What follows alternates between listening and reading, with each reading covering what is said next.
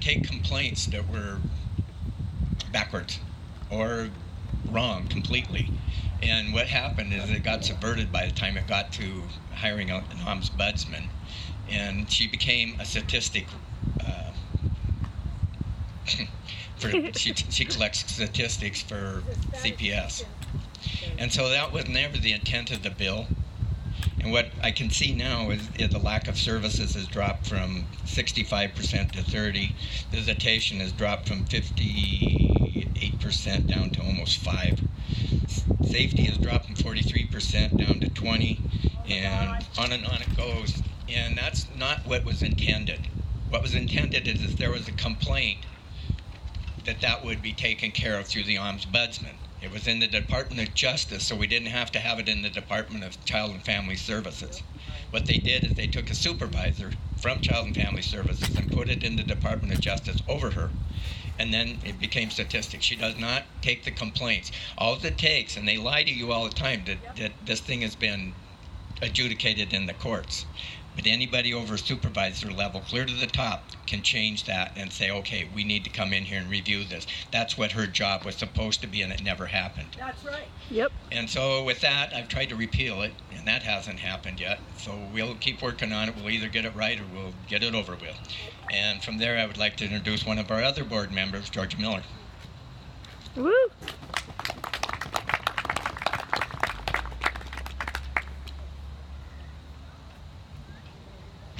Good afternoon, and thanks for you guys all being here.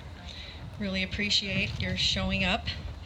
I've been in this fight, I guess, for the kids of Montana for the last 4 years, and I've learned a lot of things. Our child protection system is broken, and I think a lot of people across the state have come to that realization, across this country actually. Children who need outside intervention are left in abuse to die, while at the same time children are being removed from loving, protective families. Yep. Abused and neglected children are being removed. Some of them aren't even, they're for not very much. Maybe they broke their arm or something.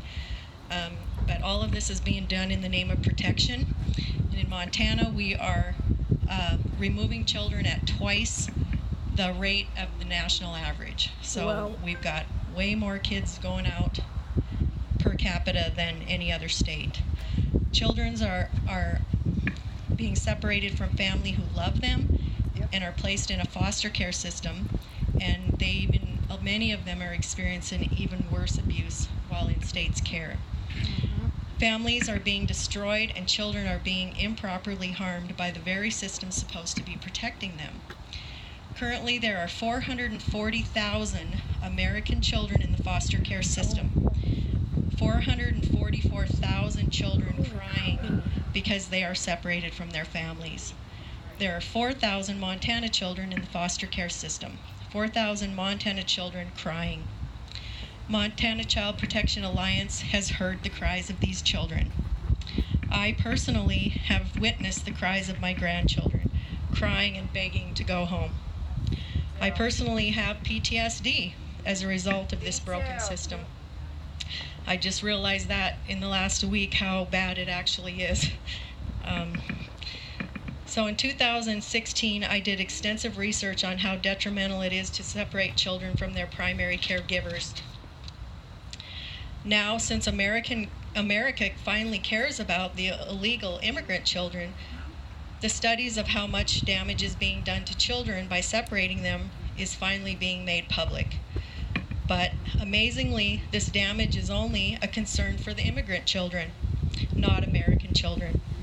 The courts and Child and Family Services are ignoring the damage this broken child welfare system is doing to American children. Our kids cry too. Yep. As a child advocate, I hear from 2 to 4 families a week who are being damaged by Montana Child and Family Services. According to a CPS worker, recently it was in the newspaper, that parents need to have their children removed and taken away as an incentive to get off drugs and to be better parents. Yeah, no. Thus, the children are harmed to punish the parents. And so the children are the ones who are getting hurt in all this. In 2017, the Montana Child and Family Services budget was nearly $94 million. A little less than half of that funding comes from the federal government. Prior to the new law passed earlier this year, Child and Family Services could not receive any money from the federal government for abused or neglected children until the child was removed from both parents. Drug abuse, domestic violence, child abuse, and sex abuse is rampant in our society. Yep. Over 30 years ago, I was very active in the pro-life movement. I learned that one of the awful side effects of legalized abortion is that the value of children is lessened. The inborn human instinct of mothers and fathers and society to protect pregnant women and children is destroyed.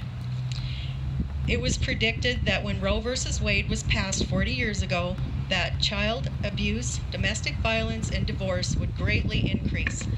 We are living that prediction right now. And I actually believe that a lot of the people that are on drugs is a result of so much trauma from all of these things that have been going on over the last 40, 50 years. And we're at maybe the third generation of this, and so it's just magnifying a lot. I'm going to talk a little bit about child sexual abuse, and Terrell Walker-Lyons will be here soon, and she'll be able to talk to us about that. But she was able to get passed in the legislature a law that's called Tara's Law, and I'm going to let her tell you more about that. But it's where in the public schools they're required to teach children about how to be protected from sex abuse. And recently, I'm a Catholic. Recently, the Catholic Church has been in the news about child sexual abuse, and it's an awful, terrible thing.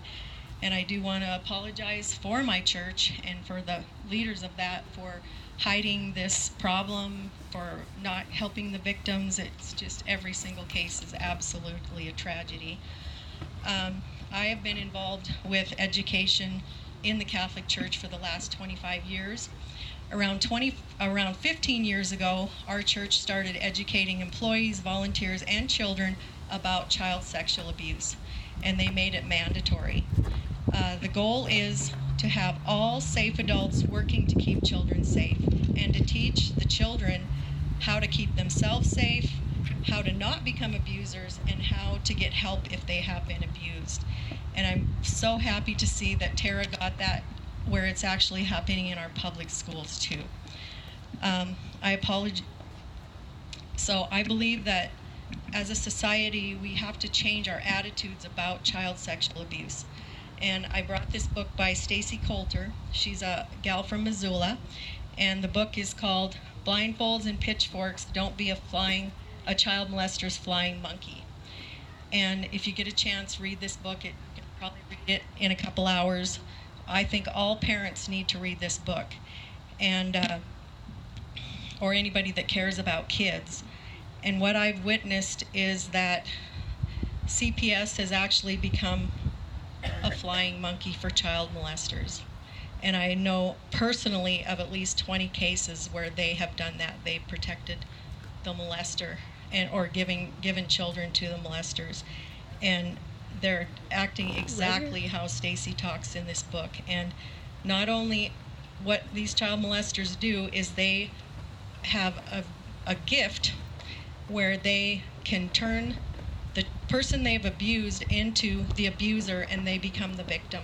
Yep. And it's also happening in domestic violence cases where CPS is doing that to people that are victims of domestic violence. They take the mother may be being abused, or even the father, and then they take the kids away and give them to the abuser. And Yep. and then the person who's abused has to go through all these things and has their children taken away, and they're being punished for being a victim. It's craziness. And Stacy really, in her book, she really explains how we do that as a society. We protect these abusers, but they're so good at convincing everybody that they're the victim. And so I wish that everybody that works for Child and Family Services would read this book, because they're supposed to be child protective services, and yet I don't think that most of them even know what an abused child looks like, and I don't think they know what an abuser looks like. Nope. They're Nope. undereducated. Major. And so we really need to fix that problem. But as society, and I mean the Me Too movement has come out, and that's helping to where people are starting to, instead of always brushing this under the rug, people are starting to come out and talk about this issue. We're trying to address it. So that is a move in the right direction. But all of us as a society, we've got to change our attitudes about this. So we all need to stop looking to the government to fix our societal problems. And we need to start working together and looking out for our neighbor. So like, I think we're so used to that, we look across the street and we think that the parents are not doing a good job. Maybe they're yelling at their kids, or I heard one lady tell me that, oh, she let her kids get up on the roof and light off fireworks. I should call CPS, and she shouldn't even have her kids. What? And it's just like, no, go over and say, do you know that your kids are on the roof? Is there anything I can do to help, you know? Yep. That we can start being concerned about our neighbors instead of picking up that phone and expecting government Yeah. to fix it. And so we need to, you know, in Montana Child Protection Alliance, that's what we're trying to do. We're trying to come up with inventive ways to help this problem so that all children in Montana can have better outcomes, can have good lives with loving families, you know, and so that's what we're working towards, and we're open to all ideas. We're willing to work with CPS. We want to work with the government. We want to work with the legislature. And so that's what we're really about, is we want to come up with ways to fix this. It's broken. Let's fix it for our kids' sake. Amen. And instead of Woo, going yeah. into just more and more generations of this crying of children, you know, we've got to get those children to stop crying. Thank you. Good. Woo!